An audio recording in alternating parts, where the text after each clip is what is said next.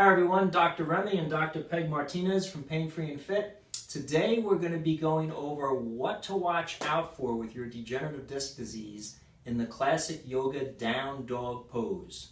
This is going to help to prevent your pains from getting aggravated while keeping you in great shape. Hope you enjoy.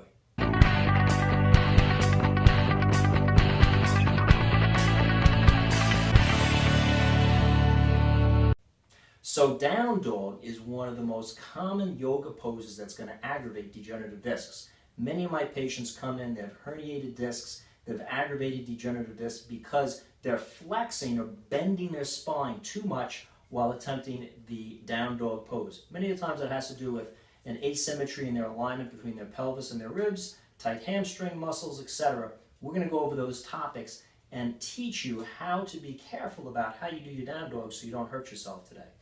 If you haven't done so yet, you need to make sure you understand what your unique body posture and mechanics are. If you have a tendency to hike one hip up, which compresses one side of the spine, or rotate your pelvis to one side, you need to know that because you're going to want to plug those corrections in, as well as any other spinal stability muscles that need to be honed in on, such as a weak multifidus muscle or an abnormal internal oblique muscle. You have to know these things before you do any kind of exercise. Otherwise, like we always say in Pain Free and Fit, you're going to be strengthening your dysfunction as opposed to proper function. We have that free analysis on the Pain Free and Fit as well as the Posture Size website, so if you haven't yet done so, I invite you to go there and learn some body analysis. We're going to start on the hands and knee position in a cat-cow position so we can understand the idea of flexing the spine into what we call a neutral position. So Peg, if you could show everybody by raising your lower back upwards and rounding your back, that's called flexion in the spine, and that puts pressure on the front of the disc, which is usually the most dangerous position during the down dog. We want to go up to that position just to the point where we feel a little discomfort, and remember how much raise that took to feel a little discomfort. That may happen a little lower, or it may happen really accentuated at the very top, but you have to understand where is my range that starts that discomfort. Then we'll go the other way. We'll drop the belly down and increase the curve of the back. Only go as low as it takes, again, for you to feel the beginnings of a little low back discomfort. What you've done now is you've identified two edges or two ranges, end ranges, where you have a little discomfort doing too much curve and you have a little discomfort with too much of a bend. You want to position your spine immediately in between those two, the midpoint between those two ranges. That's going to be your safe or neutral zone to hold yourself. You can also swing one hip slightly up towards your rib cage and the other hip slightly up towards your rib cage. That's called hip hiking. Try to determine if that changes the way your lower back feels also. Again, try to take two ranges where you may feel a little compression raising one hip, and if you go the other way, you may feel a little overstretching in your back. You want to position that hip swing halfway in between that. For those of you who have such a problem as externally rotated hips, where you stand with one leg out, that side's going to hip hike more. You're going to want to probably hold that side down a little more. And then finally, we can rotate the pelvis, meaning we're going to put one part of our buttock higher on one side, and then we're going to put it higher on the other. It's harder to do on this position, hands and knees, than it will be when we're actually up in the down dog position, which we'll go over in a second. But you want to have all three of those vectors of motion up and down, so we have enough flexion or extension, we're in a neutral position, hip hiking, and rotation. We also want to hold our core muscles, our transverse abdominis, by holding our lower tummy, that's under our belly button, inwards towards our spine. That will cause, ideally, a symmetrical contraction of our multifidus muscles, which are the small muscles on the side of our vertebra. If you have one side that doesn't bulge out as much, you can check that with your fingers. Go to the video that we have on multifidus training to learn how to stabilize your multifidus muscles in your lower back correctly. And then finally, we're going to hold a little abdominal tension called abdominal bracing, as if we're going to get punched in the stomach. That's going to help hold our spine in that neutral position, so during the down dog, that doesn't change. We want our motion during the down dog to come from our hip joints, not our lower back joints. Once we achieve that safe position, that's never going to change.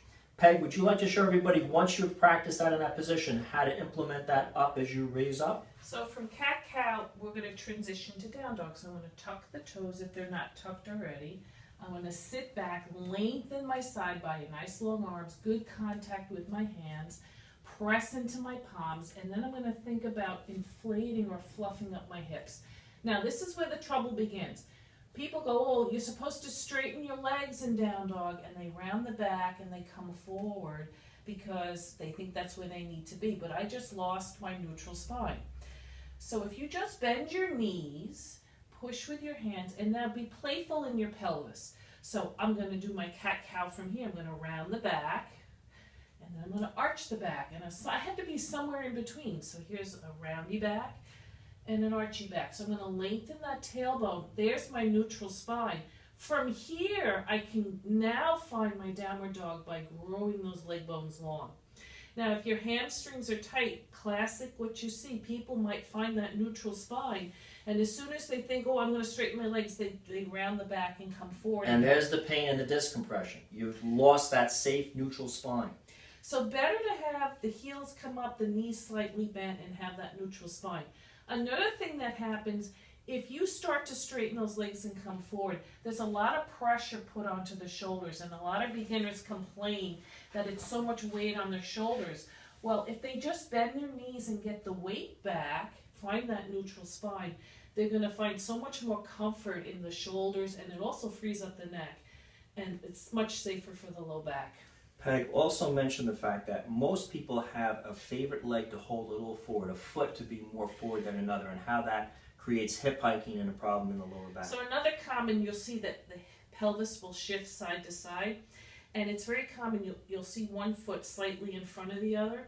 So that front foot, whatever one is more forward, is going to have a tendency to throw that hip up into the ribs, compressing that side of the disc and overstretching the other.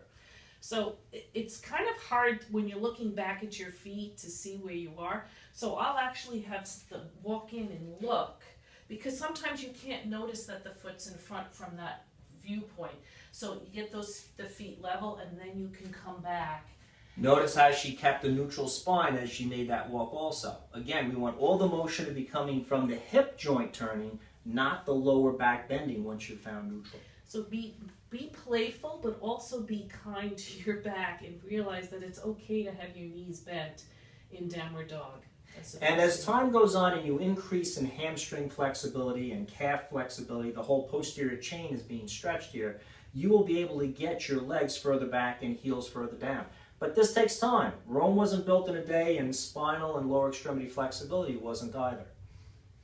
We hope that you've enjoyed the tips that we presented here with down dog with degenerative discs. If you like these concepts, we have more of them. We invite you to subscribe to the channel. If you want to help us share this vital information with others, please give us a thumbs up below. And remember that in case of your degenerative disc disease, making sure that your neutral spine posture is in perfect alignment based on your unique situation of your posture and body habits is essential before you get into this pose to help prevent your pain.